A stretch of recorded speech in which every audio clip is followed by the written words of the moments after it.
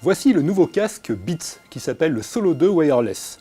Alors rappelons que Beats a été acheté par Apple, mais si vous regardez bien le casque, il n'y a absolument aucun logo Apple dessus, et il y a le traditionnel B de Beats sur l'écouteur.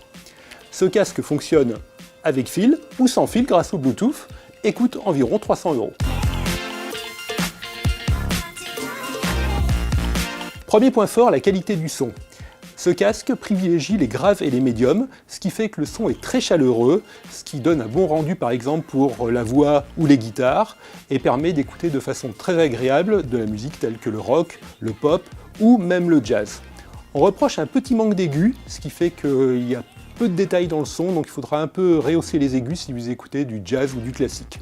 Deuxième point fort, l'autonomie. Le casque est alimenté par une batterie qui se recharge en USB et qui assure une autonomie de plus de 17 heures, ce qui est vraiment très bien.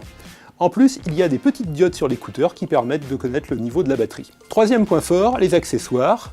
Le casque est pliable pour se transporter facilement et Beats livre une petite sacoche de transport ainsi qu'un mousqueton et aussi un câble audio filaire si jamais vous n'avez pas de Bluetooth sur votre appareil mobile.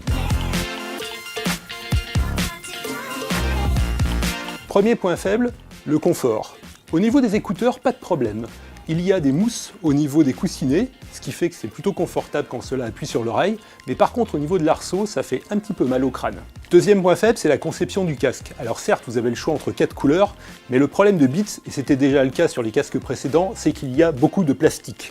Ce qui fait que côté robustesse, c'est pas vraiment ça. Ce casque Solo 2 Wireless nous a plutôt convaincus, car il offre une bonne qualité sonore et bénéficie d'une bonne autonomie.